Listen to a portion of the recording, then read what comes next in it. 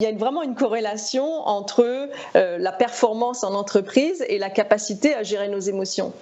Donc, je veux dire, le quotient émotionnel est un facteur de prédictibilité de réussite beaucoup plus élevé que n'est le quotient intellectuel. Est-ce Donc, que tu peux expliquer part, ce que c'est parce que tu en as parlé déjà tout à l'heure aussi, ce quotient émotionnel, qu'est-ce que c'est? Moi, j'ai souvent entendu dire qu'effectivement, il y a le QI, le QE, mais en fait, on parle jamais de quotient émotionnel. Est-ce que c'est lié à l'empathie et la capacité à percevoir aussi les émotions des autres, ou est-ce que c'est l'évaluation de ses propres émotions et la gestion de ses propres émotions? C'est tout ça, Floris. Et comment on fait pour l'évaluer du coup? Est-ce qu'il y a un protocole standardisé? Ouais, non, on n'est pas dans les tests. On n'est pas dans les tests de QI. Alors oui, tu as des tests de quotient émotionnel, mais grosso modo, ce sont toutes les compétences émotionnelles.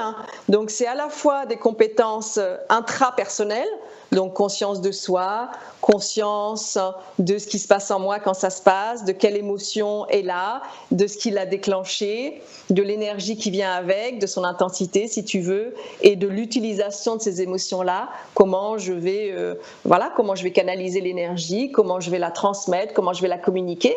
Donc ça c'est le intrapersonnel, et puis tu as toute la donne interpersonnelle, donc la capacité à lire les émotions chez les personnes, à rentrer en empathie avec eux, à les motiver, c'est-à-dire à créer de l'enthousiasme, etc., etc.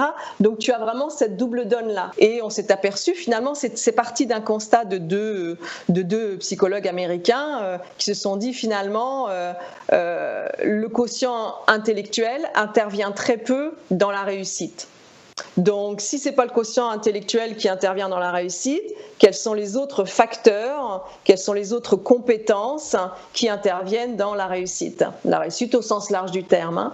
Et donc, ils se sont aperçus que c'était la capacité à se connaître, à gérer ses émotions, à rentrer en synchronie avec un auditoire, à être capable de motiver les gens, à les inspirer. Et au cœur de tout ça, il y avait les émotions. Il y a beaucoup de collaborateurs, alors après c'est peut-être culturel, mais en tout cas en France, j'ai souvent entendu dire des gens qui disaient mais moi je segmente vraiment mes émotions, ça relève de ma vie privée et dans l'entreprise, je m'impose une posture, alors les dirigeants beaucoup, les collaborateurs aussi beaucoup, je m'impose une posture parce que c'est une fébrilité de montrer mon émotion. Qu'est-ce que tu réponds à ces dirigeants et ces collaborateurs qui ont cette philosophie, qui est une philosophie protectrice mais qui sans doute jusqu'à présent leur a suffisamment réussi de ne pas se montrer vulnérable? Je dirais plusieurs choses. Je dirais d'abord que toutes les recherches qui sont faites en neurosciences nous ont montré que, par exemple, le phénomène de prise de décision est un phénomène émotionnel.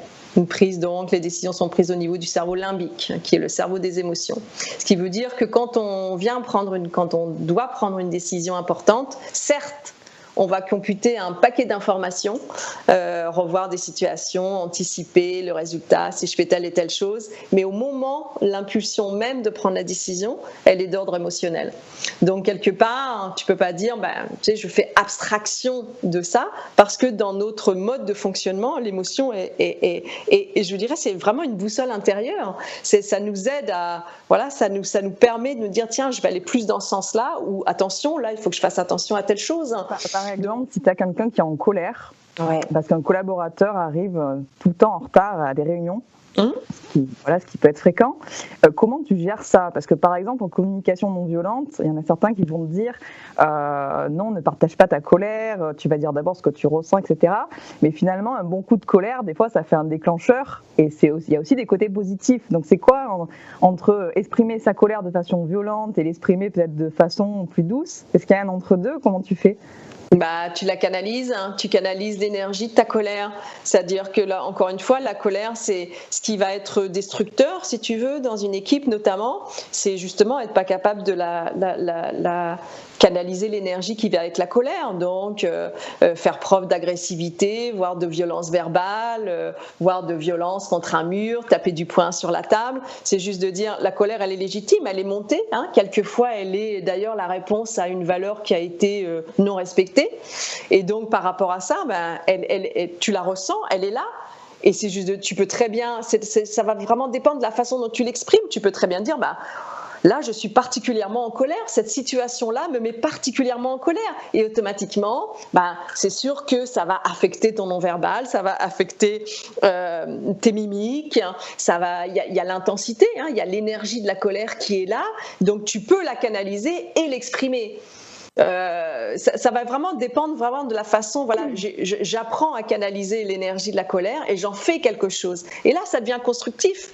Ça devient vraiment un élément de conscience de soi et un élément je communique quelque chose qui vient vraiment me chercher, qui crée une réaction chez moi de colère.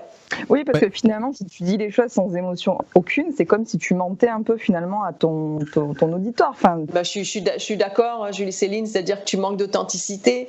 On est des êtres d'émotion, donc de dire je fais comme si j'avais pas d'émotion, personne n'est authentique. Encore une fois, il n'y a rien de tabou avec l'émotion. Ce qui est tabou, c'est quand on se laisse emporter par l'énergie de l'émotion, qui est encore une fois la donne hormonale qui est derrière, et que quelque part c'est destructeur.